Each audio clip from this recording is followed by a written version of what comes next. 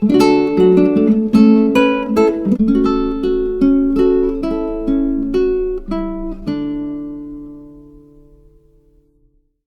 Carlyle, December 4, 1795, February 5, 1881, was a Scottish philosopher, satirical writer, essayist, translator, historian, mathematician, and teacher. Considered one of the most important social commentators of his time, he presented many lectures during his lifetime with certain acclaim in the Victorian era. One of those conferences resulted in his famous work on heroes, hero worship, and the heroic in history, where he argued that the key role in history lies in the actions of the great man, claiming that the history of the world is but the biography of great men. A respected historian, his 1837 book The French Revolution, A History, was the inspiration for Charles Dickens' 1859 novel A Tale of Two Cities, and remains popular today. Carlyle's 1836 Sartor Resartus is a notable philosophical novel. A great polemicist, Carlyle coined the term the dismal science for economics, in his essay Occasional Discourse on the Negro Question, which remains controversial. He also wrote articles for the Edinburgh Encyclopedia. Once a Christian, Carlyle lost his faith while attending the University of Edinburgh, later adopting a form of deism.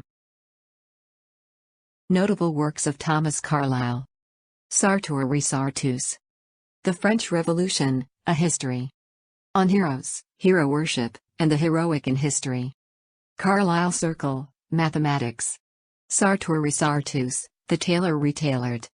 His first major work, Sartor Resartus, The Tailor Retailored, was begun as an article on the philosophy of clothes, and surprised him by growing into a full-length book.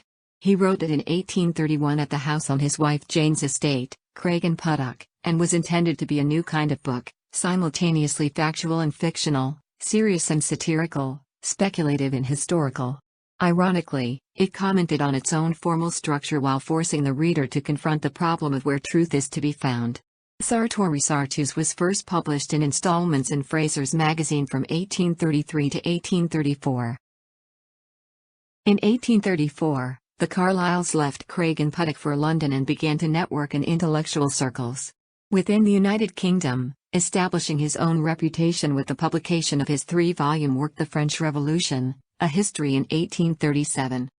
After the completed manuscript of the first volume was accidentally burned by the philosopher John Stuart Mill's maid, Carlyle wrote the second and third volumes before rewriting the first from scratch. Charles Dickens used Carlyle's work as a secondary source for the events of the French Revolution in his novel A Tale of Two Cities. The work had a passion surprising in historical writing of that period. In a politically charged Europe, filled with fears and hopes of revolution, Carlyle's account of the motivations and urges that inspired the events in France seemed powerfully relevant. Carlyle stressed the immediacy of action, often using the present tense, and incorporated different perspectives on the events he described. Heroes and hero worship. Like the opinions of many thinkers of the time, these ideas were influential on the development and rise of both socialism and fascism. Carlyle moved towards his later thinking during the 1840s, leading to a break with many old friends and allies, such as Mill and, to a lesser extent, Emerson. His belief in the importance of heroic leadership found form in the book on heroes, hero worship, and the heroic in history, in which he was seen to compare a wide range of different types of heroes, including Odin, Muhammad, Oliver Cromwell, Napoleon, William Shakespeare, Dante, Samuel Johnson, Jean-Jacques Rousseau, Robert Burns, John Knox, and Martin Luther. These lectures of Carlyle's are regarded as an early and powerful formulation of the great man theory of historical development. Death. Upon Carlyle's death on February 5, 1881, it is a measure of his standing that interment in Westminster Abbey was offered.